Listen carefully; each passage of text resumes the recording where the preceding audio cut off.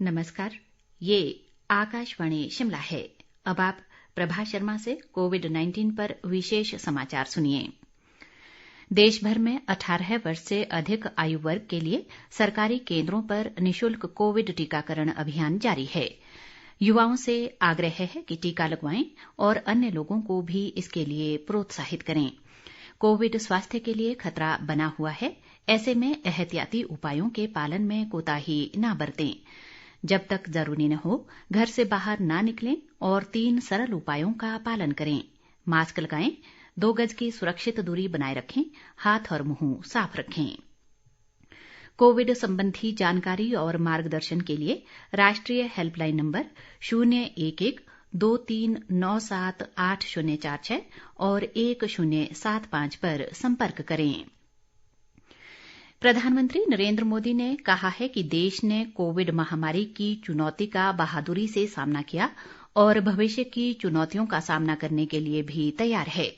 उन्होंने कल उत्तराखंड के ऋषिकेश में अखिल भारतीय आयुर्विज्ञान संस्थान में आयोजित समारोह में पीएम केयर्स के तहत स्थापित 35 पीएसए ऑक्सीजन संयंत्र राष्ट्र को समर्पित किए। प्रधानमंत्री ने कहा कि कोविड महामारी को फैलने से रोकने के लिए हमारी कड़ी मेहनत और क्षमता को पूरी दुनिया ने देखा।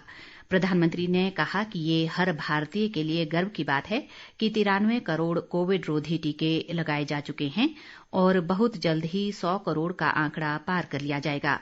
उन्होंने कहा कि भारत ने कोविन डिजिटल प्लेटफॉर्म बनाकर पूरी दुनिया को रास्ता दिखाया कि कैसे इतने बड़े पैमाने पर टीकाकरण किया जा सकता है।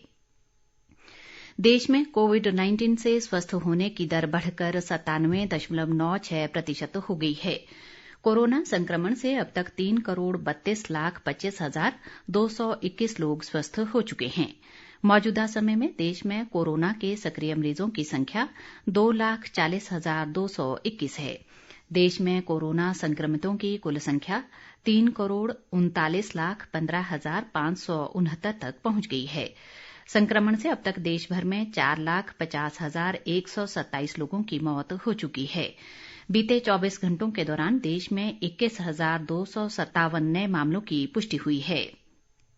आईसीएमआर के अनुसार देश भर में अब तक 58,43,190 लोगों की कोरोना जांच की जा चुकी है। पिछले 24 घंटों के दौरान 13,85,706 कोविड नमूनों की जांच की गई। अभी तक देश भर में 93,17,17,191 लोगों को टीका लगाया जा चुका है। प्रदेश में कल कोरोना संक्रमण के 142 नए मामले सामने आए हैं, जबकि इस दौरान 211 लोगों ने कोरोना से जंग जीती है। राज्य में अब तक 2,20,061 लोग कोरोना संक्रमित हो चुके हैं, जिनमें से 2,14,962 लोग ठीक भी हुए हैं। वर्तमान में प्रदेश में कोरोना के 1,404 सक्रिय मामले हैं। प्रदेश में संक्रमण से अब तक 3,678 लोगों की मृत्यु हुई है। केंद्र सरकार ने पीएम केयर्स फंड के तहत बच्चों की योजना के लिए दिशा निर्देश जारी किए हैं। योजना का उद्देश्य कोविड महामारी के कारण अनाथ हुए बच्चों की व्यापक देखभाल और सुरक्षा सुनिश्चित करना है।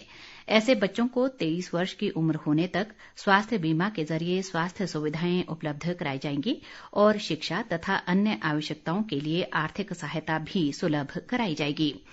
18 वर्ष की उम्र तक इन बच्चों की शिक्षा और स्वास्थ्य जरूरतें पूरी करने के लिए मासिक राशि दी जाएगी।